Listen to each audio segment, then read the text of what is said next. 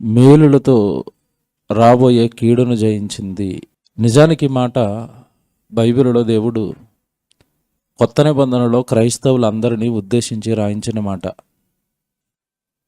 భూమి మీద తన పిల్లలు ఏది చేస్తే క్షేమంగా ఉంటారో ఎరిగిన కన్నతండ్రి కొన్నిసార్లు ప్రమాదాలు వస్తాయి, కొన్నిసార్లు అనుకోని కష్టాలు, అనుకోని శోధనలు మనల్ని చుడతాయి. ఆ కష్టాల నుండి, శోధనల నుండి ఎలా మనల్ని మనం కాపాడుకోవాలి, ఎలా మనల్ని మనం కాపాడుకొని మన కుటుంబాన్ని నిలబెట్టుకోవాలి అన్నది ప్రతి క్రైస్తవుడికి తెలియాలి. ముఖ్యంగా భూమి మీద ఉన్న తన బిడ్డలందరికీ తెలియాలని కోరుకున్నాడు. కానీ వాక్యాన్ని పట్టించుకునేది, వాక్యాన్ని వినేది కొద్దిమందే గనుక ఆ కొద్దిమంది అయినా తన వాక్య ప్రకారం బ్రతకాలని కోరుకున్నాడు కన్న తండ్రి. పెట్టిన ఈ టైటిల్ ఏదైతే ఉందో, రోమపత్రిక 12వ అధ్యాయంలోని ఒక మంచి మాట, దేవుడు క్రైస్తవులను ఉద్దేశించి రాయించిన మాట. ఒకసారి చూద్దాం. రోమపత్రిక 12వ అధ్యాయము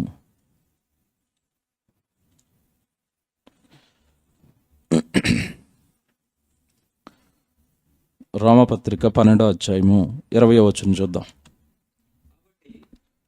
రోమపత్రిక 12వ అధ్యాయము 20వ వచనం. కాబట్టి నీ శత్రువు గనక ఆకలితో ఉంటే, నీ శత్రువు ఆకలిగొని ఉంటే అతనికి భోజనము పెట్టుము అన్నాడు. దప్పిక కలిగి ఉంటే దాహమునకు ఇమ్ము. అలాగూ చేయటం వలన అతని తల మీద నిప్పులు కుప్పగా పోయుదువు. కీడు వలన జయింపబడక మేలు చేత కీడును జయించండి. మేలు చేసి కీడును జయించండి. నిజకనండి, దేవుడి వాక్యం ఎంత బాగుంటుంది అంటే, వింటున్నప్పుడు బాగా వినాలి. దేవుడి వాక్యానికి ఉన్న ఒక శక్తి ఏంటంటే, వింటున్నప్పుడు చాలా బాగుంటుందండి. కానీ విన్న వాక్యం మీరు పాటించడానికి వచ్చేసరికి ఎలాగుంటుంది అంటే కష్టంగా ఉంటుంది. ఒక ఉదాహరణ చెప్తాను. చాలామంది సినిమాలు చూస్తారండి. సినిమాలలో ఒక అన్నదమ్ములు ఇద్దరు విడిపోయిన సన్నివేశం ఉందనుకోండి, విడిపోయారు, వాళ్ళిద్దరూ కొట్టుకుంటున్నారు అనుకోండి. యాక్చువల్గా సీన్ చూస్తున్నప్పుడు మనసు ఎలాగుంటుంది అంటే, వాళ్ళిద్దరూ కలిస్తే బాగున్ను. అందరి మనసు ఇలాగే ఉంటుంది కదండి. పాపం అన్నదమ్ములు అనవసరంగా విడిపోయారు, కొట్టుకుంటున్నారు, వాళ్ళు కలిస్తే బాగున్ను, వాళ్ళని కలిస్తే బాగున్ను అన్నట్టుగా మనసు ఉంటుంది. వాళ్ళిద్దరూ కలిసిపోయారు అనుకోండి, మనసులోంచి ఏమొస్తుంది? ఆనందం వచ్చింది కదా. ఇది ఎక్కడో జరిగింది కనుక, ఎవరి జీవితంలోనో జరిగింది కనుక కలవాలి కలవాలి కలవాలి, వాళ్ళిద్దరూ కలిస్తే బాగున్ను, మరలా ప్రారంభంలో ఉన్నట్టుగా ఆనందంగా ఉంటే బాగున్ను అనిపించింది. కానీ అదే సీను ఒరిజినల్గా నీ జీవితంలోకి వచ్చేసరికి ఎలాగ ఉంటుంది? మనకే ఎవరికో పట్టలేదు గొడవ. నిజానికి పైన వాళ్ళు ఏమనుకుంటారు అంటే, వాళ్ళిద్దరూ ఎంత బాగుండేవారనండి, కలిస్తే బాగుండండి, వాళ్ళిద్దరూ కలిసి ఆప్యాయతగా అన్యోన్యంగా ఉంటే బాగుండండి అని అనుకుంటారు. కానీ ఎవరో జీవితంలో వాళ్ళు కలిస్తే బాగుండు అని కోరుకునే మనసు, అది తన దాకా వచ్చేసరికి ఒక అడుగు ముందుకేనేవదు. నేనెందుకు కలవాలి, నేనెందుకు వెళ్ళాలి, నేనెందుకు మాట్లాడాలి, నేను తప్పు చేయలేదు కదా, తప్పు చేసింది వాళ్ళు కదా, వాళ్ళే రావాలి, వాళ్ళే క్షమాపణ అడగాలి, నేనెందుకు మాట్లాడతాను, నేనెందుకు కలుస్తాను, ఇలా ఉంటుంది మన దగ్గరికి వచ్చేసరికి. ఇది మీకు అర్థమైతే, జస్ట్ ఒక ఉదాహరణ చెప్పాను లోక సంబంధమైనది. వాక్యం విషయంలో కూడా ఈరోజు చాలామంది ఎలాగున్నారు అంటే, వాక్యం వాళ్ళు పాటించట్లేదు, వీళ్ళు పాటించట్లేదు అనేవారే కానీ, నిజంగా వాక్యాన్ని నేను పాటిస్తానన్నా, వాక్యం నా జీవితంలో నెరవేరుతుందా? బాగా ఆలోచించారా? వింటున్నప్పుడు బాగుంటుంది వాక్యం, విన్న వాక్యం నా జీవితానికి వచ్చేసరికి ఎలాగుంటుంది? విన్న వాక్యాన్ని నా జీవితానికి అప్లై చేస్తే నా నుండి వచ్చే ఇన్పుట్ ఏంటి? ఏమిస్తుంది నీ మనసు? నువ్వు వాళ్ళు కలవాలి, వీళ్ళు బాగుండాలి, వాళ్ళు బాగుండాలని నువ్వు నువ్వేమైనా కలవడానికి ప్రయత్నిస్తున్నావా? నీ వాళ్ళతో, నీకున్న శత్రువులతో, నీకున్న విభేదాలతో, నీకున్న ఏదన్నా చిన్న చిన్న సమస్యలు ఉన్న వాళ్ళతో నువ్వు కలవడానికి నువ్వేం ప్రయత్నిస్తున్నావు? దేవుడు ఎంత బాగా చెప్తున్నాడు అంటే, ఖచ్చితంగా నీకే చెప్తున్నాను, వింటున్న మీకు చెబుతున్న నాకు దేవుడు చెప్తున్నది ఏంటంటే, శత్రువులు కనుకుంటే, సామాన్యంగా క్రైస్తవుడు అనేసరికి శత్రువు ఉండకూడదు. ఎవరో శత్రువులు ఉండకూడదు. ఒకవేళ నిన్నెవరో శత్రువుగా భావిస్తున్నాడు అనుకో, అలా భావిస్తుంటే అతని విషయంలో నువ్వు ఎలాగుండాలో చెప్తున్నాడు దేవుడు ఇక్కడ. ఎలా ఉండాలి అంట, 20 వచనం చదువుతున్నారు. శత్రువు గనక నీకు ఆకలి కొని ఉంటే వాడికి ఏం పెట్టాలంట?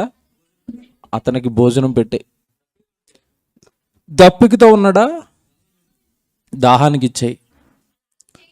అలాగూ చేయటం వలన అతని తల మీద నువ్వు నిప్పులు కుప్పగా, అదేంటండి, శత్రువు నెత్తి మీద కుప్పలుగా పోయడానికి ఏం చేయాలంట? అన్నం పెట్టి దాహానికి ఇవ్వాలంట. మనం ఏం చేస్తాం? దొరికితే వేసేద్దామని చూస్తాం కదా, మనుషుల ఆలోచన.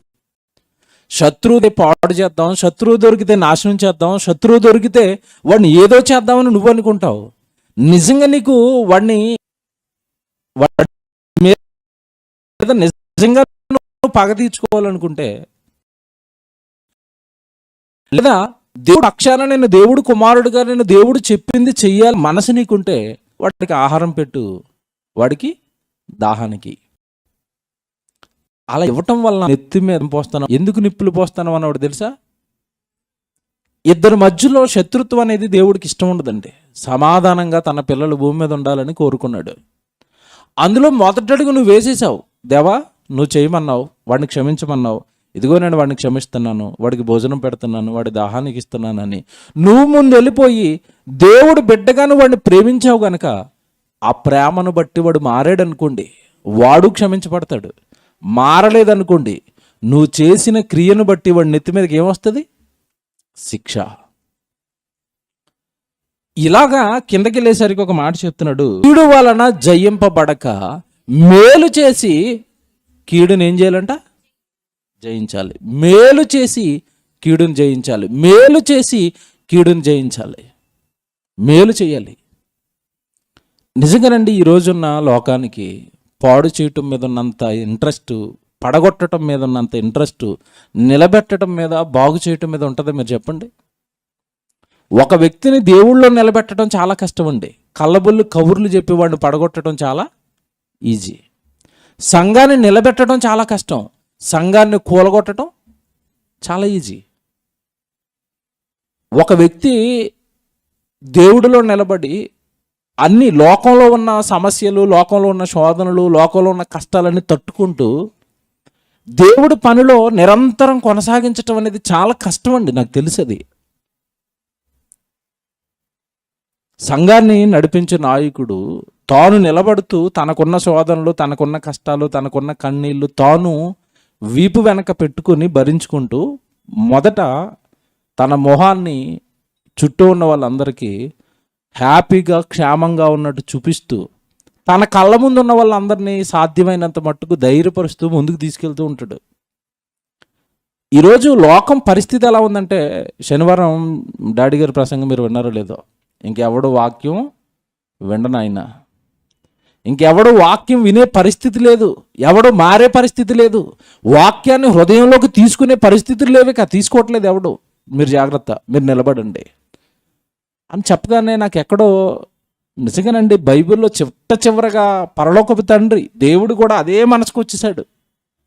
ప్రకటన చివరిలో ఏమంటాడంటే, అన్యాయస్తుడిగానే ఉండని, నీతిమంతుడుగానే ఉండని. అంటే అన్యాయస్తుడికి మారే అవకాశము లేదు.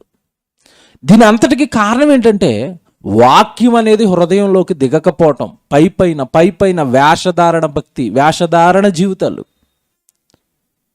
దేవుడు వాక్యం నీకు అర్థమైతే, దేవుడు మాట నీకు అర్థమైతే, దేవుడు బాధ నీకు అర్థమైతే, దేవుడు వాక్యంలో ఏది రాయించాడో, కష్టమైన, కన్నీళ్ళైనా, వేదనలైనా అలా బ్రతకడానికి ప్రయత్నించేవాడు మారుతున్నాడు. వచ్చే వారం పై వారం చెప్తాను. నిన్న స్త్రీల సమాజంలో ఒక మంచి పాట చెప్పాను దావీదు గురించే. పాపం పాపం పాపం పాపం. ఈరోజు దేవుడికి లోకం అంతా దూరం అయిపోవడానికి గల ప్రధాన కారణం అండి పాపం అండి. ఆ పాపం మనిషిని ఎలా పాడు చేస్తుందో చెప్పాను. పాపం అనేది ఎంతటి భయంకరంగా మనుషులను పట్టిందో చెప్పాను. విచిత్రం ఏంటంటే దేవుడు పాపం వలన నీకు భ్రమ కలుగుతుంది, పాపం వలన కలిగే భ్రమ వలన నువ్వు కఠినపరచబడతావు. దేవుడు మాట అనేది నీ హృదయంలోకి ఇంకెక్కదని రాసేసాడు. దాని వివరణ ఇచ్చాను. మంచి పాఠం అండి. వీలైతే వచ్చే ఆదివారం కానీ పై ఆదివారం కానీ చెప్తానండి. దేవుడు మాట ఈరోజు మనిషి హృదయంలోకి ఎందుకు ఎక్కటం లేదు? ఎందుకు కఠినపరచబడుతున్నాడు? ఎందుకు మనిషి మారటం లేదు? ఎందుకు ఈ లోకాన్ని విడిచిపెట్టలేకపోతున్నాడు? ఎందుకు పాపాన్ని విడిచిపెట్టాడు? ఎందుకు తప్పులు విడిచిపెట్టాడు అంటే కఠినపరచబడ్డాడు.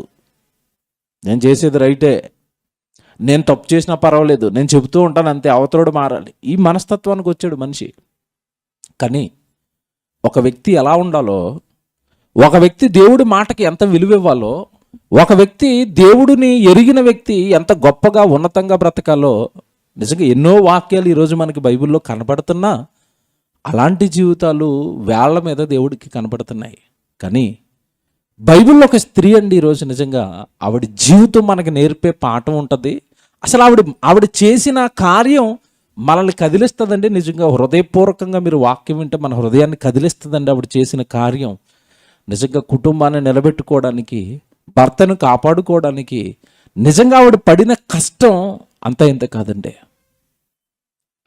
బైబిల్లో ఒక స్త్రీ కనబడుతుంది. ఏమంటే స్త్రీ అయినా పురుషుడైనా దేవుడు కుటుంబం చేసి భూమి మీద నిలబెట్టాడు భార్య భర్తలుగా. ఈ భార్య భర్తలుగా ఉన్న భార్యకు భర్తకు దేవుడు చాలా ఆజ్ఞలు ఇచ్చాడు బైబిల్లో. అలా ఇవ్వబడిన ఆజ్ఞలలో స్త్రీ గురించి ఒక మాట రాశాడండి. నిజంగా ప్రతి భార్య ఆ మాట హృదయపూర్వకంగా స్వీకరించాలి. 12వ అధ్యాయం సామెతల గ్రంథం 4వ వచనం ఒకసారి మీరు చూడండి.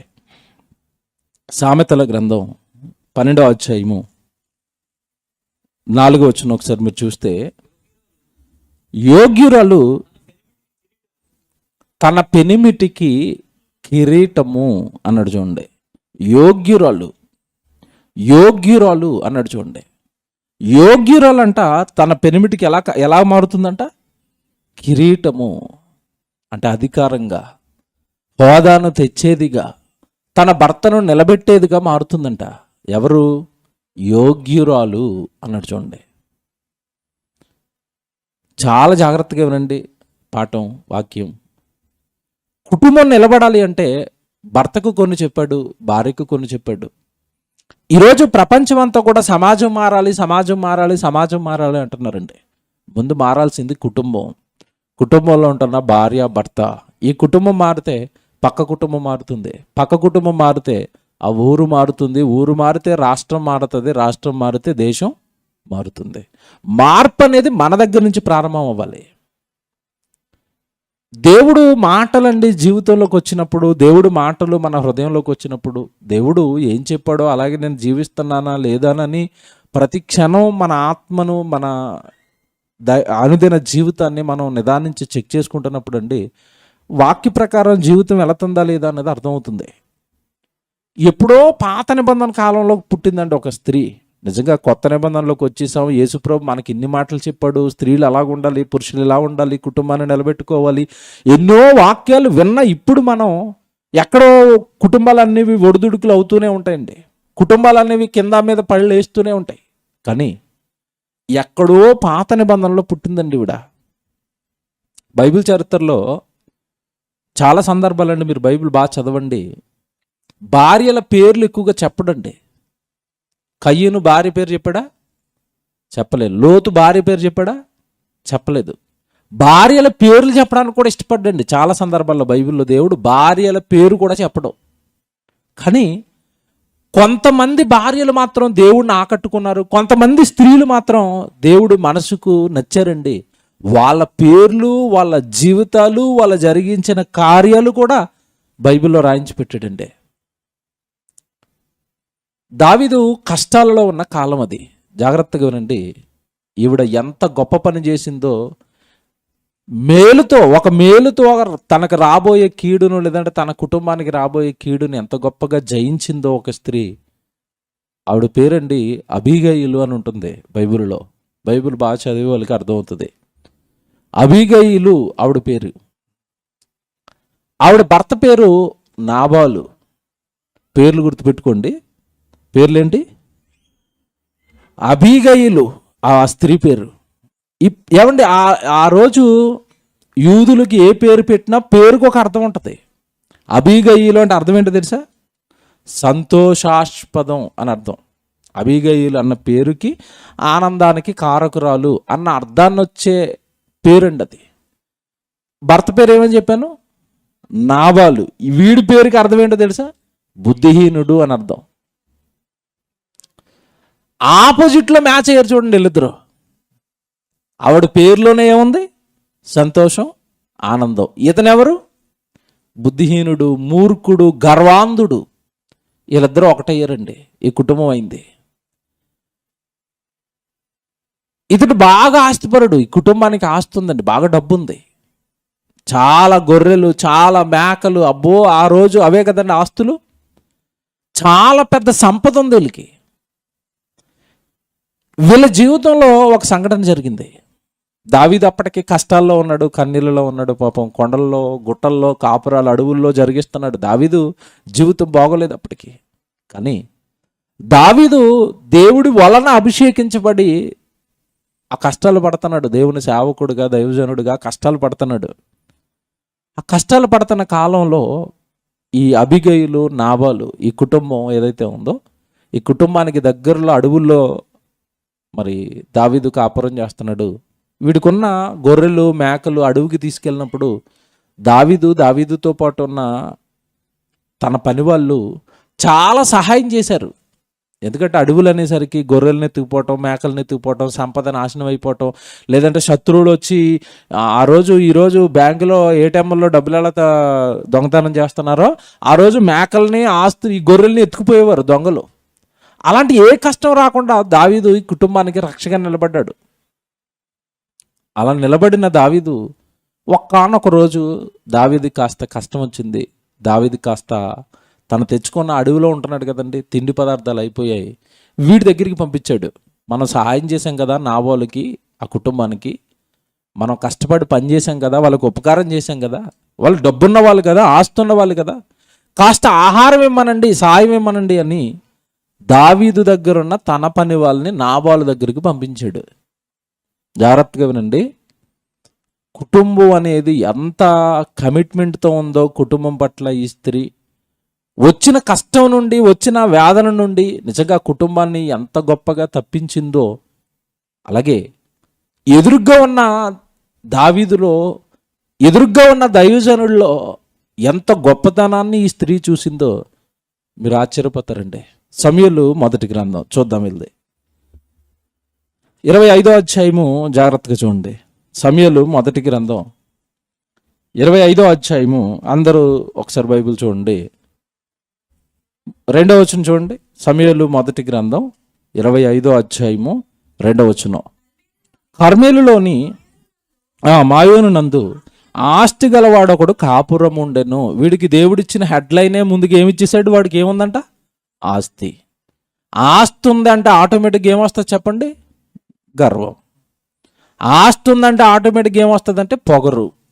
ఆస్తి ఉందంటే ఆటోమేటిక్గా ఏమొస్తుందో మీకు తెలియదు కదండి, ఎవరిని లెక్క చేయని తత్వం. ఇవి వచ్చేసినాయి వీడికి. చూడండి తర్వాత ఏం జరిగింది. అతడు భాగ్యవంతుడు, అతనికి 3000 గొర్రెలను 1000 మేకలను ఉండెను. ఏమంటే వేలల్లో ఉన్నాయి ఏకంగా మేకలు, గొర్రెలు.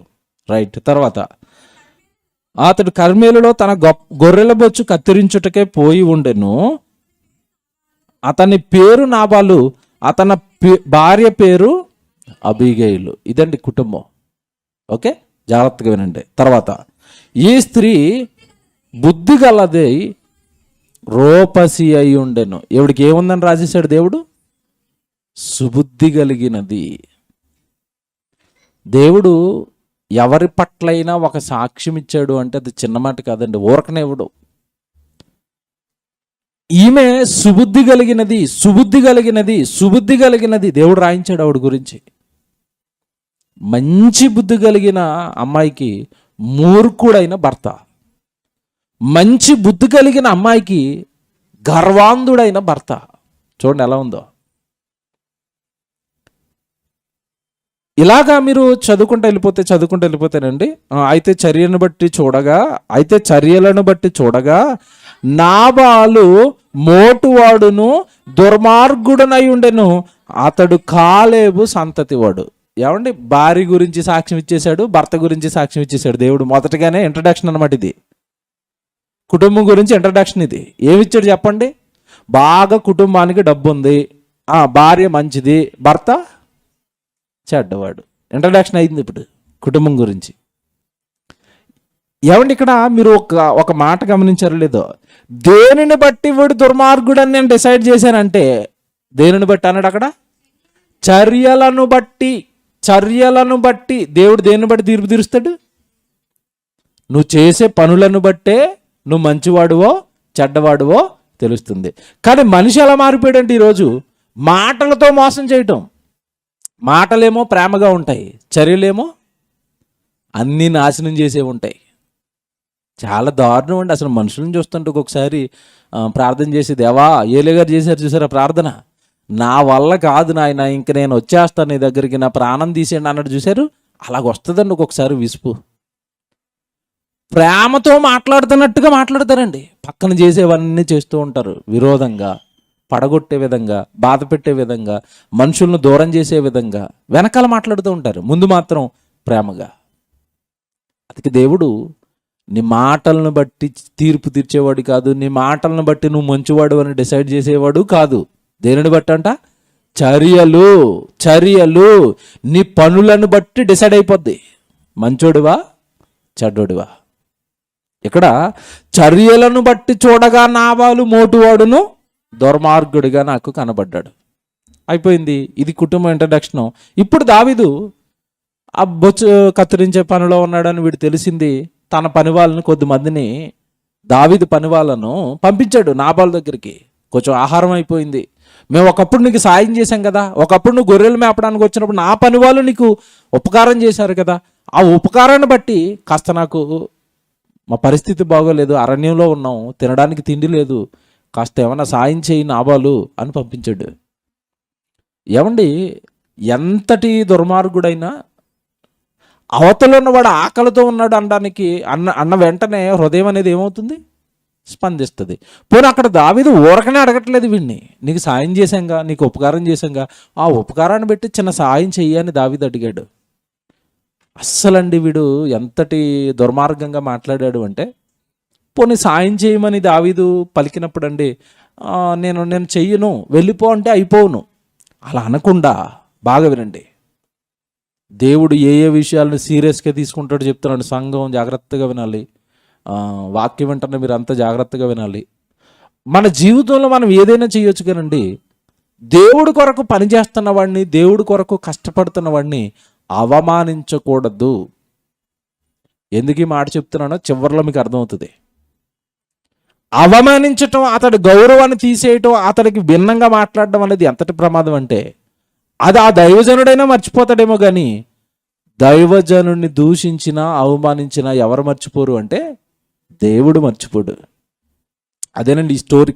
అసలు దేవుడు ఎంత సీరియస్ అయిపోయాడో ఈ నాబాలు చేసిన దానికి ఇప్పుడు మీరు చదువుకుంటారండి. అలా కిందకు వచ్చేసరికి మీరు 10వ వచనంలో చూడండి. నాబాలు చూసారా, మనుషుల్ని పంపించాడు నీకు ఇష్టం వచ్చిన సాయం చేయమని. అప్పుడు వాడు ఏం మాట్లాడుతున్నాడు చూడండి. దావీదు పైన చూడండి, పై వచనం చదువుతారా, 9వ వచనం. దావీదు పనివారిని వచ్చి అతని పేరు చెప్పి ఆ మాటలన్నిటినీ నాబాలుకు తెలియజేసి కూర్చుండగా, నాబాలు, దావీదు ఎవడు, యెషే కుమారుడు ఎవడు, తన యజమానులను విడిచి పారిపోయిన దాసులు ఇప్పుడు అనేకులు ఉన్నారు. చూసారా, పారిపోయిన వాడు దావీదు కొండల్లో గుట్టల్లోకి యజమానుని విడిచి. ఎవడు దావీదు? యెషే కుమారుడు ఎవడు? వాడు వీడు అంటున్నాడు. చూసారండి, ఇదే డైలాగ్ ఎక్కడ కనపడుతుంది చెప్పండి మీకు? ఎక్కడ కనపడింది? పరుగుడి దగ్గర కనబడుతుంది కదా. మోషే వెళ్ళగానే ఏమన్నాడు? దేవుడు పంపించమన్నాడు ఇజ్రాయేల్ ప్రజలను అందరికీ అనేసరికి ఆడేమన్నాడు? యెహోవా ఎవడు అన్నాడు. ఇక్కడ అంటున్నాడు వీడు దావీదెవడు, యెషై కుమారుడెవడు, యజమానులను విడిచి పారిపోయిన సేవకులు చాలా మంది ఉన్నారు. అవమానం అండి. నువ్వు పెడితే పెట్టు, లేదంటే వెళ్ళిపోమని చెప్పు. ఎందుకు ఇలా అగౌరవపరచాలి? ఎందుకు ఇలా అవమానించాలి? ఎందుకు ఇలా నోటికి వచ్చినట్టు మాట్లాడాలి?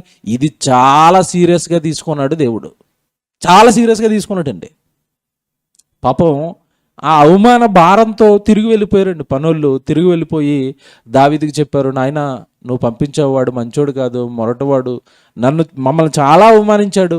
మమ్మల్ని అవమానించినా పర్వాలేదు, మా సేవకులు మా ప్రభు అయిన మిమ్మల్ని కూడా దావీదు ఎవడు అని మాట్లాడాడు, భయంకరంగా అవమానించాడు వాడు పనివారి ముందు, ఆ ప్రజల ముందు అని మాకు చాలా బాధేసింది అని తిరుగుమోహంతో వెళ్ళిపోయారండి పాపం దావీదు సేవకులు. వెళ్ళిపోగానే దావీదుకి విపరీతమైన కోపం వచ్చింది. ఎందుకు వాడు ఇలాగ అవమానపరచాలి? మనమేమి వాడిని ఊరకనే అడగలేదు కదా, వాడికి ఉపకారం చేశాం కదా, వాడికి సాయం చేశాం కదా.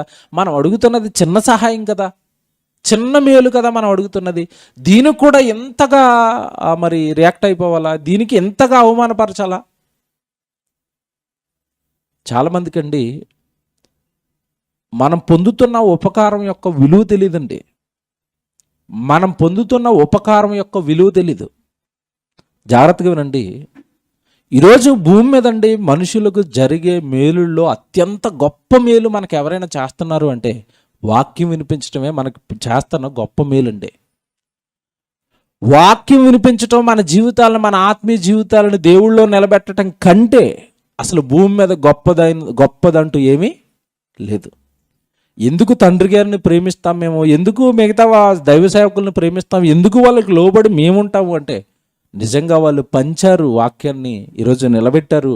వాళ్ళు వాక్యం చెప్పకపోతే మా జీవితాలు ఏమైపోయినో, వాళ్ళు వాక్యం చెప్పకపోతే ఈరోజు ఎక్కడుండే వాళ్ళమో. జయశాలి గారి కష్టం అండి, 20 సంవత్సరాలు కష్టపడి వాక్యం చదివి ప్రజలందరికీ నేర్పించి మీరు కూడా నిలబడండి వాక్యంతో అని ఆయన చెబుతుంటే చాలామంది ఈరోజు ఆయనకి భిన్నంగా మాట్లాడతారండి. తెలియదు వీళ్ళెవరికి ఎంతటి పాపాన్ని మూటగట్టుకుంటున్నారో, ఎంతటి భయంకరమైన వేదనలోకి వెళ్తారో, ఎంతటి భయంకరమైన శిక్షలోనికి వెళ్తారో తెలియదండి.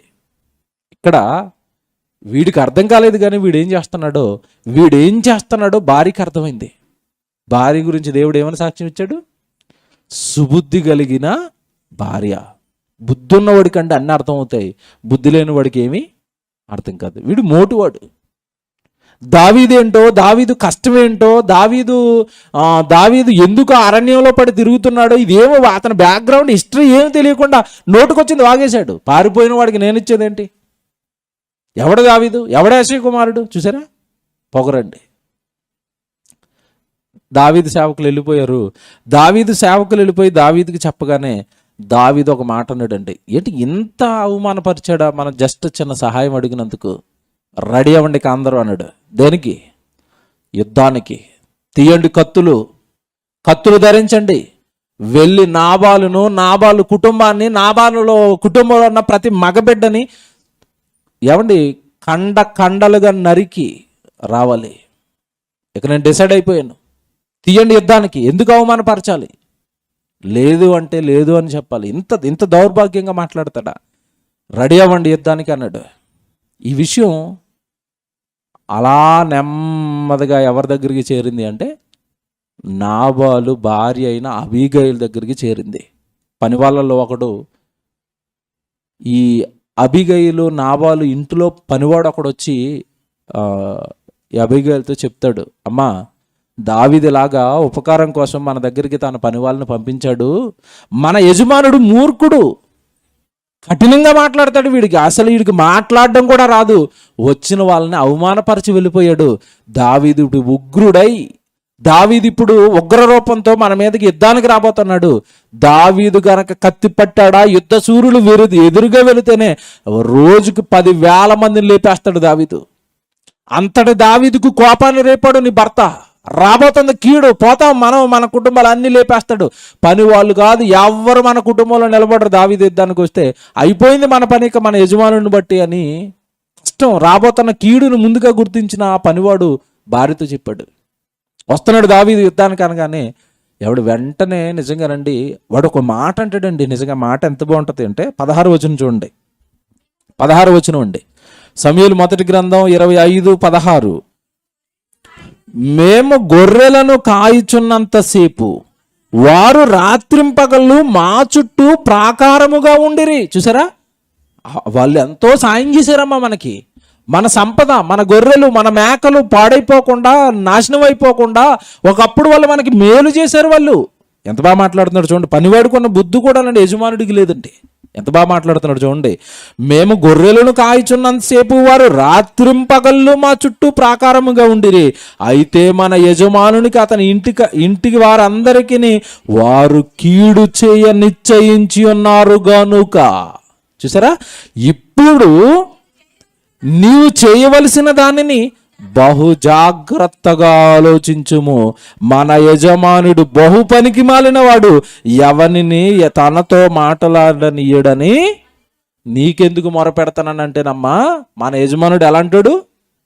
పనికి మాలినోడు. ఈ సంగతి వాడికే చెప్పేవాడిని వెళ్ళి, కానీ వాడు ఎవరిని మాట్లాడనీయడు. నువ్వేంట్రా పనివాడు నాకు చెప్పేది పో అంటాడు. నీకు బతుమాలుతానమ్మా, నీకు చెప్పుకుంటానమ్మా, మొత్తం మన యజమానుడు లేచిపోతాడు, నువ్వు లేచిపోతావు, పని వాళ్ళు లేచిపోతారు. అసలు మన కుటుంబమే మీదకే పెద్ద కీడు రాబోతుంది, పెద్ద ప్రమాదం రాబోతుంది మన మీదకి. కనుక ఇప్పుడు నీవు చేయవలసిన దానిని జాగ్రత్తగా ఆలోచించు. బాగా వినండి, బాగా వినండి. కుటుంబం మీదకి కీడు వస్తున్నప్పుడు ప్రతి పురుషుడు, ప్రతి స్త్రీ జాగ్రత్తగా ఇక్కడే ఆలోచించుకోవాలి. ఏమంటే మన కుటుంబం పడిపోతున్న దాఖలాలు మనకి తెలిసిపోతాయండి, ఛాయలు మనకి తెలిసిపోతాయి. ఇదిగో ఇది తప్పు, పడిపోద్ది మన కుటుంబం. ఇదిగో ఈ తప్పుడు నిర్ణయం, పడిపోద్ది మన కుటుంబం. ఇదిగో ఈ తప్పుడు ఆలోచన, పడిపోద్ది మన కుటుంబం. భర్తకి, భార్యకి, ఇద్దరికి కూడానండి ఇలాంటి మెలకువ కుటుంబం పైన ఉండాలి. అది స్త్రీ వలన అవుతుందా, లేదంటే అది పురుషుడి వలన అవుతుందా? కుటుంబాన్ని నిలబెట్టుకోవడానికి చాలా జాగ్రత్తగా ఆలోచించుకోవాలి. నీ ఇష్టం అమ్మా. ఇంకా కుటుంబం మీదకి వచ్చే ప్రమాదం మాత్రం నీతో చెప్పాను. నువ్వేం ఆలోచిస్తావో ఆలోచించుకో, ఏం నిర్ణయించుకుంటావో నిర్ణయించుకో. నీకు ఆల్రెడీ బుద్ధి ఉంది, తెలివైన దానివి. కాస్త ఆలోచించమ్మా. కుటుంబం మీదకి మాత్రం ఏం రాబోతుంది? కీడు. చెప్పేసాడండి. ఏమండి, ఇక్కడ మీరు బాగా ఆలోచించండి. ప్రతి ఆడపిల్లలు ఎలాంటి సిచ్యువేషన్ ఎదురైతే ఏం ఆలోచిస్తారు చెప్పండి?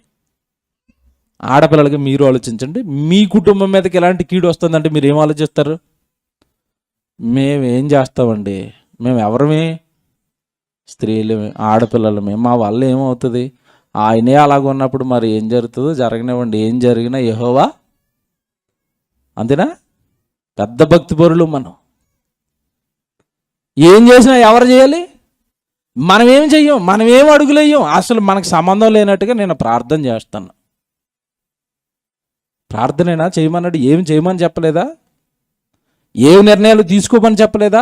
కష్టం వస్తున్నప్పుడు, కన్నీళ్ళు వస్తున్నప్పుడు, కుటుంబం పడిపోతున్నప్పుడు ముందడుగేయమన్నది దేవుడు ఇచ్చిన ఆజ్ఞ. ఏమంటే ఇద్దరు ఉభయులలో ఒకరు పడిపోతే ఒకరు ఏం చేయమన్నాడు?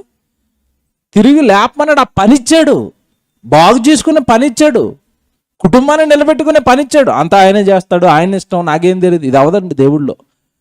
దేవుడికి సంబంధించి పడిపోతున్న ఛాయలు ఆడపిల్లలు జాగ్రత్తగా వినండి. నా కుటుంబం పడిపోతుంది, ఈ విషయంలో పడిపోతుంది, ఈ కోణంలో పడిపోతుంది, ఈ విషయాల్లో మా కుటుంబం వెనకడిపోయింది అని ఎప్పుడైనా మీకు ఏ రూపంగానైనా, ఎందుకంటే ఒక్కొక్కరు కుటుంబంలో ఒక్కొక్క సమస్య కదండి, ఒక్కొక్క కుటుంబానికి ఒక్కొక్క ప్రమాదం కదండి. దేవుళ్ళ నుంచి పడగొట్టేవి, దేవుడి నుంచి దూరం చేసేవి, కుటుంబాన్ని, పిల్లల్ని, భర్తను.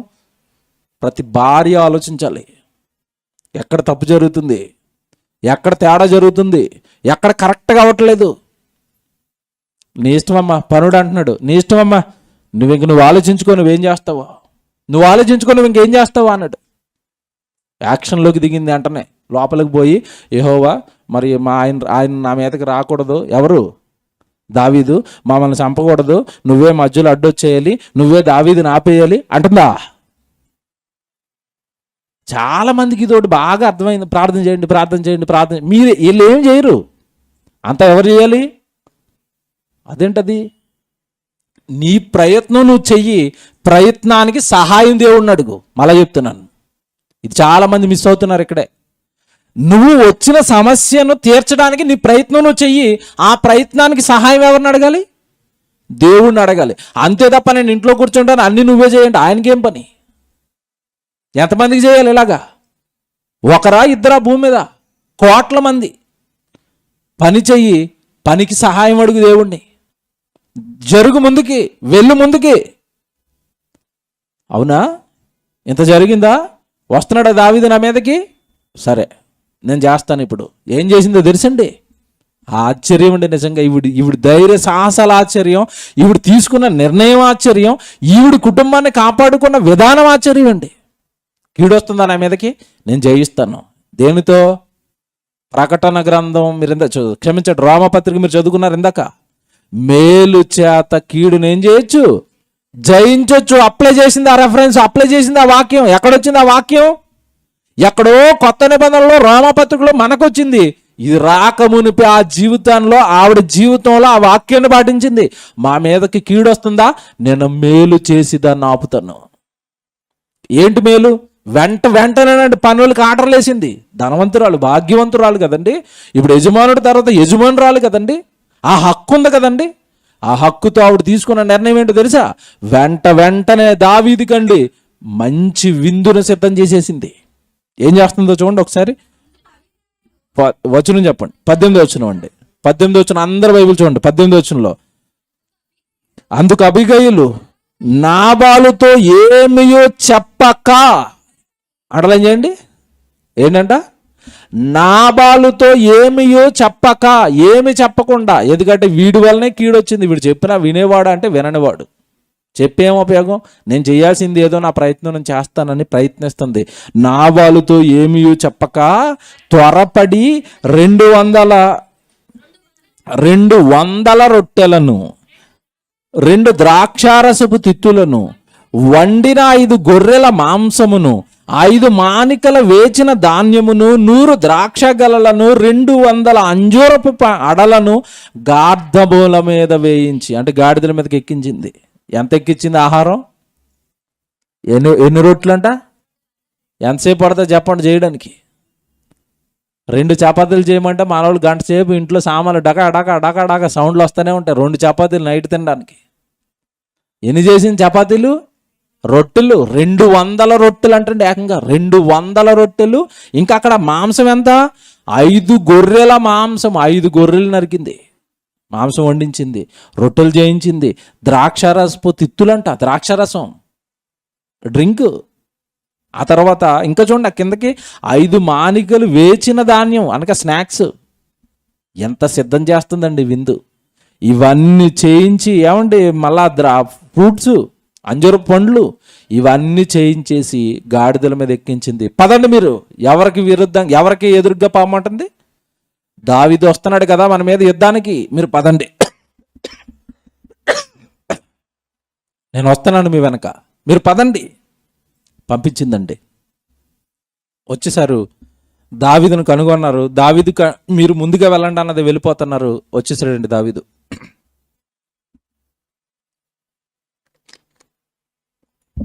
ఇక్కడ ఈవిడ ఏమాత్రం ఆలస్యం చేసినా, ఏమాత్రం ఈ నిర్ణయం తీసుకోవడానికి కాస్త సంశయించిన కుటుంబం తెగిపోయేదండి. త్వరపడి వెళ్ళిపోగానే ఈలోపు ఆల్రెడీ దావీదు వచ్చాడు. ఎదురుగ్గా నిలబడి బాగా వినండి. ఇక్కడ డబ్బున్న వాళ్ళకి, ధనం ఉన్న వాళ్ళకి, ధనవంతురాలి భార్యకి, ఆవిడికి అనేక మంది పనులు ఉన్నారు. దావీదుకి ఎలాగైతే పని వాళ్ళు ఉన్నారో, సేవకులు ఉన్నారో, ఈవిడికి కూడా పని వాళ్ళు, సేవకులు ఉన్నారు. ఇంత హోదా, ఇంతమంది పని వాళ్ళను పెట్టుకుని ఈవిడ ఏం చేసిందో తెలుసండి? దావీదు రాగానే జాగ్రత్తగా చదవండి. 20 గార్ధం మీద ఎక్కి పర్వతపు లోయలోనికి వచ్చి చుండగా దావీదును అతని జనులను ఆమెకు ఎదురుపడిరి, ఆమె వారిని కలుసుకొనెను. అంతకు మునుపు దావీదు నాబాలునకు కలిగే దాని అంతటిలో ఏదియు పోకుండా ఈ అరణ్యములో తన ఆస్తిని అంతయు నేను వ్యర్థముగా కాయుచు వచ్చి తిని ఉపకారమునకు నాకు అపకారము చేసి ఉన్నాడే. చూసారా దావీదు మనసులో ఏమనుకున్నాడో చెప్తున్నాడు. యుద్ధానికి రాబోయే ముందు ఇదిగో నేను ఎంత సాయం వాడికి చేశానే, ఉపకారానికి వాడు నాకు అపకారం చేసి ఉన్నాడే అని అనుకొని అతనుకున్న వారిలో ఒక మగ పిల్లవానినైనను తెల్లవారినప్పటికీ నేను ఉండనియ్యను, లేదా దేవుడు మరి గొప్ప అపాయము దావీదు శత్రువులకు కలగజేయనుగా కానీ ప్రమాణము చేశాడండి. ఇంకా అయిపోయింది, ఇక డిసైడ్ అయిపోయాడు. తర్వాత చూడండి 23, అబీగయిలు దావీదును కనుగొని గార్ధబు మీద నుండి త్వరగా దిగి దావీదునకు సాష్టాంగ నమస్కారం చేసి అతని పాదములు పట్టుకొని ఎట్లా నేను ఆగండి. దావీదు రాగానే ఏం చేసింది? ఇది చదువుకోవడానికి మామూలుగా ఉంటుందండి కదా. ఒక పక్క దావీదు సేవకులు, మరో పక్క ఈవిడ సేవకులు. అందరి ముందు దావీదుకి ఏం చేసింది ఆవిడ? చేయగలరండి మనుషులు? అందులోనూ ఈవిడ ఎవరని చెప్తున్నాను ప్రారంభం నుంచి? ఎవరు ఈవిడ? భాగ్యవంతురాలు, ధనవంతుడి భార్య, చుట్టూ పనివాళ్ళు ఉన్నారు.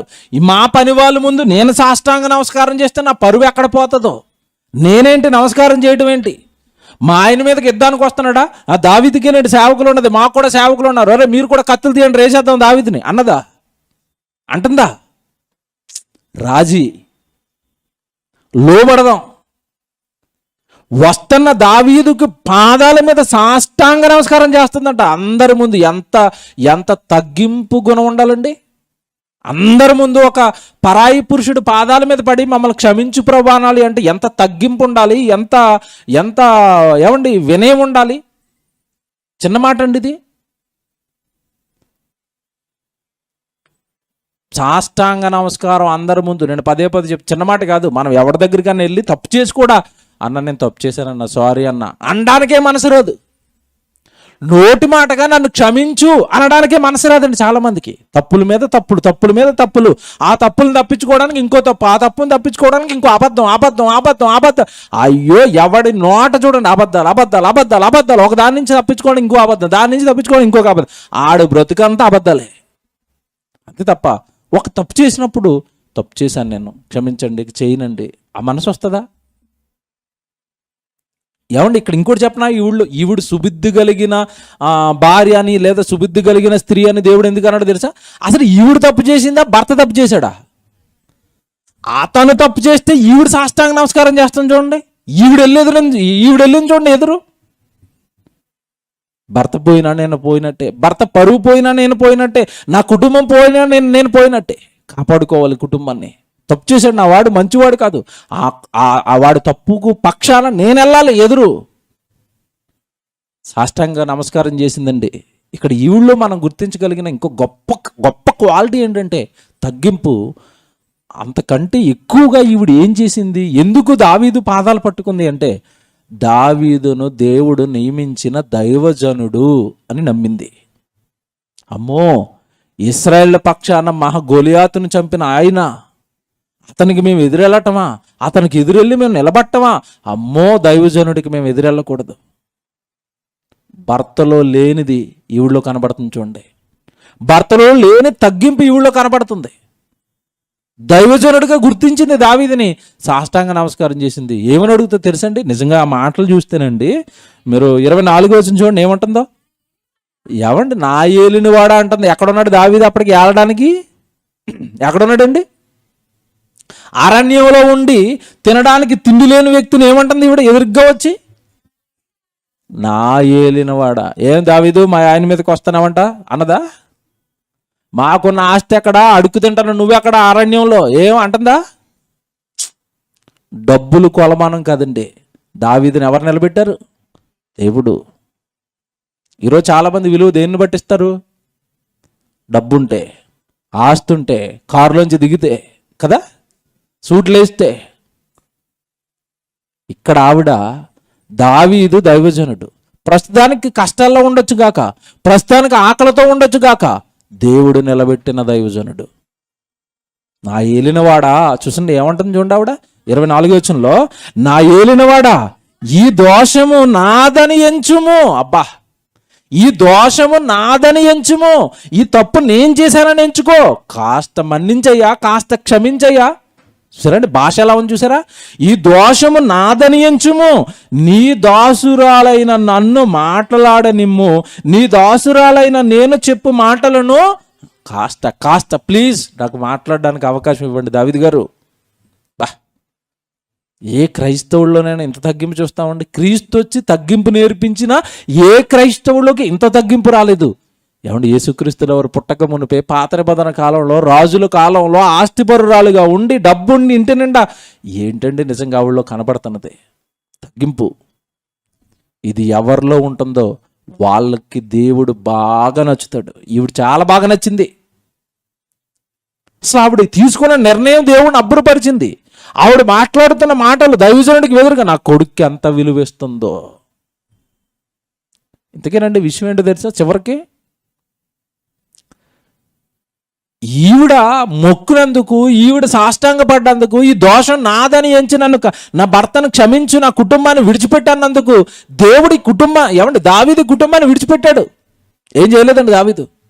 ఈవిడ మాటలకే పొంగిపోయాడు, ఈవిడ మాటలు కరిగిపోయాడు. పోలేనమ్మా, నువ్వు చెప్తున్న మాటలను బట్టి వాడు మూర్ఖుడైనా, వాడు నన్ను అవమానించినా, నీ మాటలను బట్టి నేను కరిగిపోయాను అంటే, కోపంతో వస్తున్న వాడి కోపాన్ని కూడా మాట ఏం చేసింది? కరిగించింది. కోపంతో రగిలిపోయి యుద్ధానికి వస్తున్న వాడిని కూడా ఆ యుద్ధం మాన్పించేటట్టుగా చేసింది. అప్పుడప్పుడు మీరు టీవీలో న్యూస్ చూస్తారండి, పాకిస్తాన్ వాడు ఏదైనా చిన్న చేసాడు అనుకోండి, మన టీవీ వాళ్ళు రెచ్చగొడతారండి. ఇక ఏమని రెచ్చగొడతారు? పాకిస్తాన్ వాళ్ళు ఒకరిని లేపితే ఇండియా వాళ్ళు 12 మందిని లేపడని రేపుతూ ఉంటాడు వీడు. ఎంతటి పచ్చి దుర్మార్గులో చూసారండి. అంటే వీడి కళ్ళు ఎప్పుడు ఎలాగ ఉంటాయంటే, వాళ్ళు మనం యుద్ధం చేయాలి. యుద్ధంలో ఎందుకంటే వీడు ఎల్లగా మైకట్టుకుని ఈ స్టూడియోలో కూర్చుంటాడు. అక్కడ చచ్చిపోయేది ఎవరు? సైనికులు. పోయేది ఎవరు? వాళ్ళు కదా. రెచ్చగొడితే వాళ్ళు పోతారు. ధోరణి అంటే తెలుసు, ప్రపంచం తెలుసండి. ఎవరి మధ్యలోనే ఇద్దరి మధ్యలో గొడవ అయితే దేవుడు ఏం చెప్పాడు తెలుసండి? సమాధానపరుచువారు ధన్యులు అన్నాడు. ఏం చేయాలంట? సమాధానపరిచేవాడు ధన్యుడు. మధ్యలో ఇంకో కొంచెం అగ్గి పెట్రోల్ వేసేవాడు దుర్మార్గుడండి. ఎవరైనా ఇద్దరు విడిపోతున్నారు అంటే మధ్యలో ఔషధాలా ఉండి కలపడానికి ప్రయత్నించాలి తప్ప ఇంకా వాళ్ళు ఏం చేయకూడదు? దూరం చేయకూడదు. దైవజనుడు దావీదు అర్థమైపోయింది. ఆయన కోపానికి తట్టుకోలేము. ఆయన కత్తి ఎత్తితే మనం నిలబడం. బాబోయ్, మేము ఉండలేము. అందరి ముందు సాష్టాంగపడి, నీ దాసురాలను, నువ్వు నా ఏలినవాడవు. ఏంటండి ఇది అసలు? నిజంగా ఒక స్త్రీ ఇదంతా జరిగిస్తుందంటే, వస్తున్న కీడును దేంతో జయించిందో తెలుసా? మేలుతో. అయ్యా, నీ దాసురాలైన నేను ఇచ్చే కొంచెం ఆతిథ్యాన్ని స్వీకరించండి, పుచ్చుకోండి. నా భర్త మంచివాడు కాదు, నా భర్త పేరులోనే వాడి గుణం కనపడుతుంది మీకు అంటది. చూస్తారు అలా కిందకి చూస్తే 25వ వచనం చూడండి. నా ఏలినవాడా, దుష్టుడైన ఈ నాబాలును లక్ష్య పెట్టవద్దు. అతని పేరు అతని గుణములను సూచించుచున్నది. అతని పేరు నాబాలు, మోటుతనము అతని గుణము. చూసారా? మోటోడాడు, మొరటోడు నా భర్త. ఏం సాక్షిస్తుంది చూడండి. ఎందుకంటే మన గురించి ఎవరికి బాగా తెలుస్తుంది అంటే తెలుసండి, భర్తల గురించి బాగా ఎవరికి తెలుస్తుంది? భార్యకే. మనం ఎవరి ముందు ఎన్ని బిల్డప్లు ఇచ్చినా 24 గంటలు మనల్ని పరీక్షించే కన్నేది చెప్పండి? భార్య. నా భర్త క్యారెక్టర్ ఏంటో నాకు తెలుసు, మోటోడాడు. ఆయన లక్ష్య పెట్టద్దు. కాస్త నన్ను, నా మాట స్వీకరించండి, నేను ఇచ్చేది స్వీకరించండి, కొంచెం మా కుటుంబాన్ని క్షమించండి, వదిలేయండి. వాడు మంచివాడు కాదు, మంచివాడు కాక మాట్లాడడం రాక అలా మాట్లాడాడు. అతని పక్షాన నేను సారీ చెప్తున్నాను, అతని పక్షాన నేను సాష్టాంగ నమస్కారం చేస్తున్నాను, కొంచెం మా కుటుంబాన్ని విడిచిపెట్టేయండి. ఇసుక చూడండి ఎంత ధైర్య సాహసాలండి. ఇంకో విషయం చెప్పనా? వస్తున్నది ఎవరు? అక్కడ ఎదురుగా వస్తున్నది దావీదు. దావీదు వస్తున్నాడంటే ఒక స్త్రీ ఎదురెళ్ళిందంటే ఎంత ధైర్యం ఉండాలో తెలుసండి? ఎంత ధైర్యం ఉండాలో తెలుసా? అసలు 10,000 మందిని లేపేస్తాడు, కత్తి పట్టాడు అంటే ఆడపిల్ల నన్ను ఎక్కడ వెళ్తాడు, నేను ఎక్కడ వెళ్తాను అనుకున్నదా? నా ప్రయత్నం నేను చేస్తాను, దేవుడు ఏం చేస్తాడో చూద్దాం. వెళ్ళిపోయిందండి. ఆ వెళ్ళిపోయి ఆ మాట కింద మాట చూడండి ఏముంటుందో. కింద 27 చూడండి. అయితే నేను నా ఏలిన వాడవగు నీ యొద్దకు వచ్చి నీ కానుకను నా ఏలిన వాడవగు నిన్ను వెంబడించు పనివారికి ఇప్పించి నీ దాసురాలైన నా తప్పు క్షమించుము క్షమించుము క్షమించుము. ఇదంతా ఎలా మాట్లాడుతుందో తెలుసండి. దావీదుకి సాష్టాంగ నమస్కారం చేసి దావీదు పాదాలు పట్టుకొని మాట్లాడుతుంది ఇలాగా. దావీదు పాదాలు పట్టుకుని మాట్లాడుతుంది ఇలాగా. ఎంత తగ్గింపు ఉండాలండి, ఎంత మంచి మనసు ఉండాలండి ఇంత ఇంత ఇంత కార్యం చేయాలంటే. క్షమించు క్షమించు అంటాను చూసారా. కిందకి వెళ్ళేసారు చూడండి 28. నీ దాసురాలైన నన్ను క్షమించుము, నా ఏలిన వాడగు నీవు యెహోవా యుద్ధములను చేయుచున్నావు గనుక నా ఏలిన వాడవగు నీవు ఆయన శాశ్వతమైన సంతతినిచ్చును. మేమెవరు నువ్వెవరు మేమెవరమయ్యా? నువ్వు ఏకంగా యెహోవా పక్షాన దేవుడి పక్షాన యుద్ధాలను చేసేవాడివి, మా మీద యుద్ధానికి రావడం ఏంటయ్యా నువ్వు? మేమెంత అయ్యా నీ ముందు? చూసారండి. నువ్వు దైవజనుడివి, దేవుడి పక్షాన యుద్ధాలను చేసేవాడు. మేమెవరో నీకు ఎదురు రావడానికి, మేమెవరో నిన్ను ఎదిరించడానికి, మేమెవరో నిన్ను అవమానించడానికి, మేమే పాటు వారు నాయన. నువ్వు యెహోవాకు యుద్ధాలు జరిగించేవాడు, యెహోవా దాసుడివి, దైవజనుడివి. చూసారండి, గుర్తించిందండి. కొత్త నిబంధనలో దేవుడు ఏం చెప్పాడు అంటే, ఎదురుగ్గా ఉన్న నీ సహోదరుడి విషయంలో జాగ్రత్త, సహోదరుని గౌరవించు, సహోదరుని ప్రేమించు, సహోదరులు దేవుని చూడు అన్నాడు. సహోదరుడి విషయంలోనే ఇంతలా ఉండమంటే దైవజనుల విషయంలో ఎంత జాగ్రత్తగా ఉండాలి. ఈ స్త్రీలో దేవుడికి నచ్చిన గొప్ప గుణం అండి, దావీదులో దైవజనుణ్ణి చూసింది. నువ్వు యెహోవా పక్షాన యుద్ధాలను చేసేవాడివి, మేమెవరమయ్యా నీతో యుద్ధానికి రావడానికి? మమ్మల్ని చంపడానికి నువ్వు రావడం ఏంటి? మేము ఏ పార్టీ నీ ముందు? వద్దు. ఇంకేమంట తెలుసండి దావీదుతో? నాకు టైం అయిపోతున్నాను. ఇంకేమంట తెలుసండి దావీదుతో? అసలు ఎందుకు పనికిరాని ఈ ప్రాణాలను నువ్వు తీసావన్న అపకీర్తి నీకు వద్దయ్యా. నీ చేతిలో మేము చచ్చిపోవడం మా చిన్న చిన్న ప్రాణాలు అయ్యా. నువ్వు యెహోవాకి యుద్ధాలు చేసేవాడివి. అసలు వీడికినండి నాబాలుకి అబీగైలుకి ఎంత తేడా ఉందో చూడండి. ఇద్దరు ఒకటే కుటుంబం. మళ్ళీ ఎంత బాగా దావీదుని అర్థం చేసుకుంది, ఎంత బాగా యెహోవాని అర్థం చేసుకుంది ఈవిడ. వాడికి ఎక్కడ అర్థమయ్యాడు చెప్పండి దేవుడు? యెహోవా పక్షాన యుద్ధాలు చేసే వ్యక్తి వస్తున్నాడు అంటే అమ్మో మనం జాగ్రత్తగా ఉండాలి. మొత్తం మీద దావీదు మనసును తిప్పేసిందండి. దావీదు మనసును తన మాటలతో ఆకట్టుకుంది. ఏంటి అంత మొరటవాడికి, అంత దుర్మార్గుడికి నీలాంటి భార్య? ఆశ్చర్యపోయాడండి దావీదు. ఏమంటాడు తెలుసా? 32వ వచనం చూడండి. 32వ వచనంలో దావీదు చూడండి ఏమంటున్నాడు. 32వ వచనం. అందుకు దావీదు, నాకు ఎదురుపడుటకై నిన్ను పంపిన ఇశ్రాయేలు దేవుడైన యెహోవాకు స్తోత్రము కలుగునుగాక. నేను పగ తీర్చుకొనకుండా ఈ దినమున ప్రాణము తీయకుండాను నన్ను ఆపినందుకై నీవు ఆశీర్వాదము నొందుదువుగాక. నీవు చూపిన ఈ బుద్ధి విషయమై నీకు ఆశీర్వాదము కలుగునుగాక. అబ్బా చూసారండి, దేవుడు ఏ డైలాగ్ కొట్టాడు, దావీదు అదే డైలాగ్ కొడుతున్నాడు.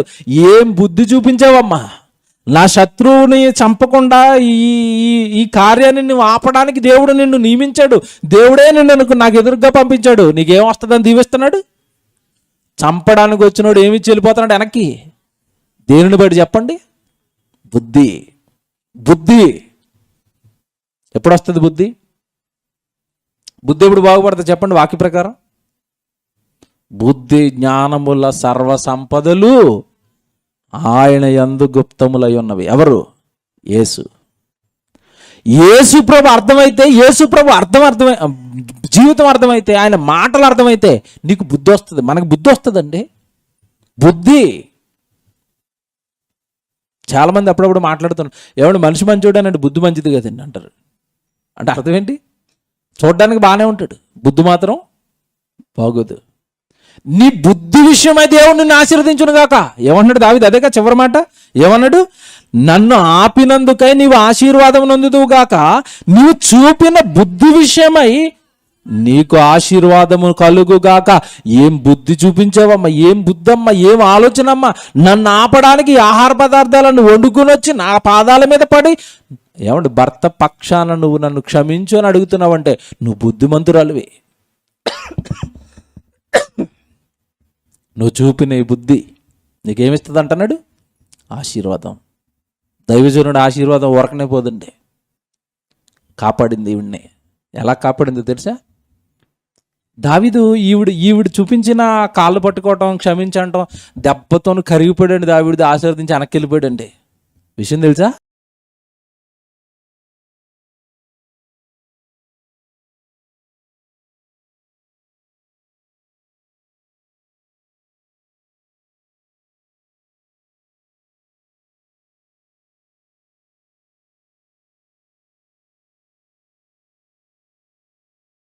ఆయన అటు వెళ్ళిపోయాడు. ఎవరు? దావీదును పంపించేసింది. మొత్తం మీద మొత్తుకుంది, కాళ్ళు పట్టుకుంది, క్షమించమంది, క్షమాపణలు అడిగి దావీదును పంపించేసింది. దావీదు వెళ్ళిపోయాడు. తిరిగి వచ్చేసరికి గురువుగారు ఏం చేస్తున్నారు తెలుసా? మంచి ఎంజాయ్ మూడ్లో ఉన్నాడు. 36 వచనం చూడండి.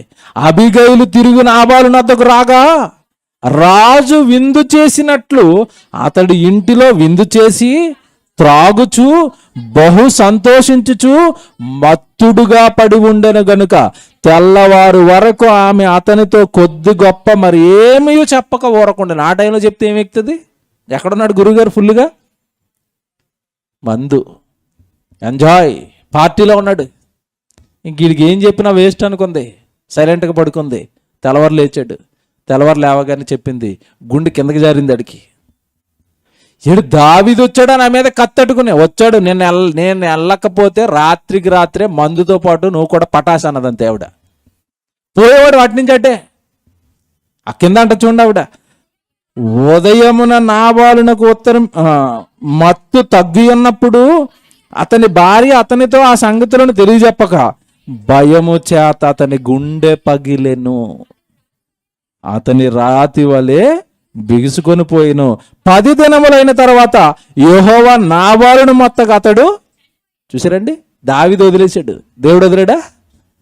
లేపాడు. ఊరుకోను, నా కొడుకుని అవమానిస్తావా? పోనీ ఏమన్నా తప్పు చేశాడా? నీకు ఉపకారం చేసి నేను ఉపకారం అడిగాడు. నీకేమీ అపకారం చేయలేదే అతను, నీకు ఉపకారం చేశాడు. ఉపకారం చేసి నీ ఆస్తిని అంతా అరణ్యంలో కాపాడి కాస్త ఆకలిగా ఉందంటే నా కొడుకుని అవమానిస్తావా? ఊరుకోడండి దేవుడు. తెలుసా, కొన్నిసార్లు దైవజనుడు తగ్గిన ఎవరు తగ్గరు? దేవుడు తగ్గడు. పోన్లే పోన్లే పోన్లే పోన్లే అనుకున్నాడు దావీదు. కరెక్ట్గా 10 రోజులకి లేపేసాడండి. చచ్చిపోయింది. ఈ నాబాలు చచ్చిపోయిన సంగతి దావీదుకి వార్త వచ్చింది. మళ్ళీ ఏంటి వాడు చచ్చిపోయాడా? అప్పుడు దావీదుకి అర్థమైంది, నేను వెనక్కి వచ్చాను కానీ దేవుడు వెనక్కి రాలేదు. అప్పుడు దావీదు ఏమంటాడు తెలుసా? నాకు జరిగిన అవమానానికి దేవుడు ఏం తీర్చాడు? అక్కడ నా పక్షాన పగ తీర్చాడు. దావీదు అంటాడండి కిందకి వెళ్ళేసరికి, యెహోవా నా పక్షాన పగ తీర్చాడు. దేవుని పిల్లలారా, ఇదంతా వింటున్నప్పుడు ఈ చరిత్ర అంతా ఒక ఆవిడ జరిగించిన, ఏమండి 1 అధ్యాయం 2 అధ్యాయాలు ఆవిడ గురించి రాయించడం అంటే చిన్న మాట అనుకుంటున్నారండి. దేవుడు ఎంత మెప్పించింది తెలుసా? ఎంత ఆకట్టుకుంది తెలుసా అండి ఆవిడ జీవితం. ఒక స్త్రీ దేవుడిని ఆకట్టుకుంది. ఆవిడ గురించి 2 అధ్యాయాలు బైబిల్లో రాయించాడు. ఆవిడ జీవితాన్ని మన కళ్ళ ముందు పెట్టాడు. ఆవిడ తగ్గింపు చెప్తున్నాడు. ఆవిడ కుటుంబాన్ని కాపాడుకున్న విధానం చెప్తున్నాడు. దేవుని పిల్లరా, ఎంత పెద్ద కీడును ఆపిందండి. ఎంత పెద్ద కీడును ఆపింది ఆవిడ. ఆపింది, కాపాడింది భర్తని. కానీ దైవ నిర్ణయానికి మాత్రం తలొగ్గింది. దేవుడు ఇప్పుడు దావీదును ఆపుకుందండి. ఎవరిని ఆపలేకపోయింది? దేవుడిని ఎక్కడ ఆపింది? దేవుడు లేపేశాడు. ఇక్కడ చూడండి ఆవిడ గుణం ఇంకోటి మనకు బయటపడుతుంది. ఏంటో తెలుసా? దైవ నిర్ణయానికి ఈ తలొగ్గిందండి. అమ్మో, దేవుడు కోపం మండిందా దీని మీద? దేవుడు చంపేశాడా? మరి నేనేం చేస్తాను ఆయన చంపేసిన తర్వాత? కౌరు వెళ్ళింది దావీదుకి. దావీదండి అప్పటికి అమ్మో పాపం చచ్చిపోయాడు వాడు. ఆవిడ సుబుద్ధి కలిగిన భార్య, మంచి ఆవిడ. అయ్యో భర్త చచ్చిపోయాడని చాలా జాలి పడ్డాడండి దావీదు కూడా. దేవుని పిల్లలారా, ఇదంతా మనకి ఏమర్థం అవుతుందంటే మేలు చేత కీడుని ఏం చేయొచ్చు? జయించవచ్చు. ఆపింది. ఆ కీడును, రాబోయే కీడును ఆపింది. దావీదును ఆపగలిగింది. దావీదు ఇవ్వబోయే శిక్షణ ఆపగలిగింది. దేవుని పిల్లలారా, జీవితాలలోనికి దేవుడు మాటలు వచ్చినప్పుడు, జీవితాలలోనికి దేవుడు వాక్యం వచ్చినప్పుడు నువ్వు చూపించిన బుద్ధి అన్నట్టు బైబిల్లోనండి నిజంగా ఈ భార్యల గురించి ఒక మాట రాశాడు. 19వ అధ్యాయము 14వ వచనం సామెతల గ్రంథంలో ఒక మంచి మాట ఉంటుంది చూడండి. భార్యల గురించి ఒక మాట ఉంటుంది. 19వ అధ్యాయం సామెతల గ్రంథం 14వ వచనం ఒకసారి చూడండి.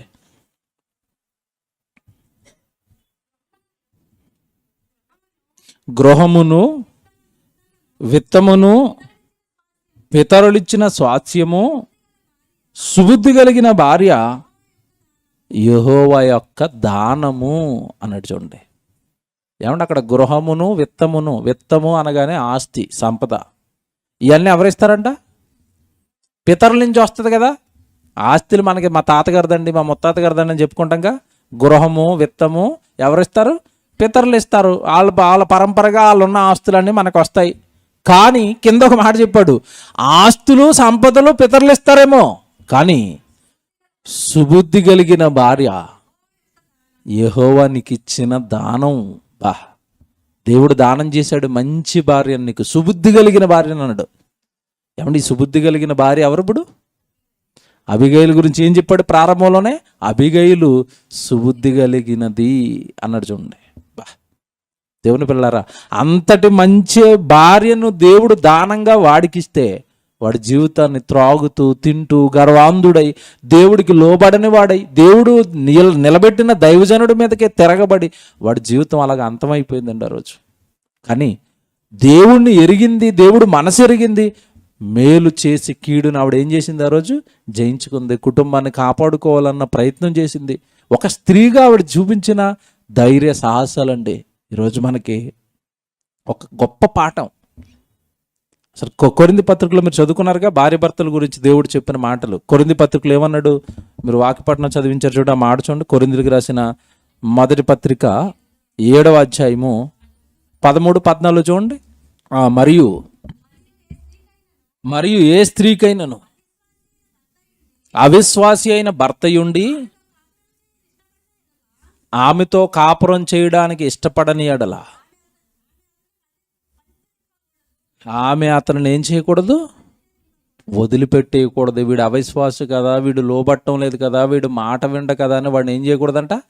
వదిలిపెట్టకూడదు. ఇది భార్యకి చెప్పాడా, భర్త కూడా చెప్పాడంటే? భర్త కూడా చెప్తాడు కింద. అవిశ్వాసి అయిన భర్త భార్యను బట్టి పరిశుద్ధపరచబడును. ఎలా? అతడికి దేవుడు మాటలు చెప్పి, అతనికి వాక్యం చెప్పి, అతను లోబడేటట్టుగా చేసి తన ప్రయత్నాన్ని తాను చేసినప్పుడు. అంతేగా, అవతల వ్యక్తిని మార్చడం అండి ప్రేమతోనే అవుతుంది. అవతల వ్యక్తిని తరబడి ఉంటుంది, మీకు తెలియదు కదా అప్పుడు కదా. ఎన్ని బాధలు పెట్టుంటాడు, ఎన్ని కష్టాలు పెట్టుంటాడు. వాడు మంచివాడు కాదని దేవుడు చెప్పాడుగా. ఆ మంచివాడు కానప్పుడు ఆ మంచివాడు చెడ్డవాడైన వాడి నుండి వచ్చే బాధలు ఈవిడ కూడా పడి ఉంటుంది, ఇంట్లో పడి ఉంటుంది ఖచ్చితంగా. ఈవిడ కూడా, నా అబిగైలు కూడా బాధలు పడి ఉంటుంది. అమ్మ, ఎంతకాలానికి నాకు విముక్తి కలుగుతుంది? దావీదు వస్తున్నాడా, దావీదు దగ్గరికి నేను వెళ్ళిపోయి, నేను మంచిదే నాన్న, వాడు మంచోడు కాదా, నన్ను వేసే, నన్ను ఉంచేసే అని అడుగుతుందా వెళ్ళి? ఆడు చెడ్డోడు నాయన, వాడు పేరులోనే వాడు గుణం మీకు కనబడుతుంది కదా. అతని పక్షాన నేను అడుగుతున్నాను, అతన్ని క్షమించండి, నన్ను క్షమించండి, మా కుటుంబాన్ని వదిలేయండి. ఇదే అవిశ్వాసి అయిన భర్త ఉన్నాడా, భార్య మార్చాలి. అవిశ్వాసి అయిన భార్య ఉందా, భర్త మార్చాలి. దేవుడు కుటుంబానికి ఇచ్చిన నియమం ఇది. దేవుడు కుటుంబాన్ని నిలబెట్టుకున్న విధానం ఇది. ఎంత బాగుంది చూడండి. ఇకపోతేనండి ఆవిడ జీవితం ఎంత గొప్పగా ఆశీర్వదించబడిందంటే తర్వాత ఆవిడ జీవితం చాలా బాగుంటుంది. తర్వాత చదవండి మీరు. ఆవిడలో మనకు కనబడుతున్నది సుబుద్ధి. 2 సమయస్ఫూర్తి కనపడుతుంది. సమయానికి కరెక్ట్గా ఏ నిర్ణయం తీసుకోవాలో ఆ నిర్ణయం తీసుకుందండి. సమాధానాన్ని వెతికింది. సమాధాన పడాలి, గొడవ సర్దుమనగాలని కోరుకుంది. నిజంగా ఆవిడకి వచ్చిన ఆశీర్వాదం అండి, దేవుని వలన ఆశీర్వదింపబడిన ఒక గొప్ప భాగ్యవంతురాలుగా తర్వాత ఆవిడ దీవించబడింది.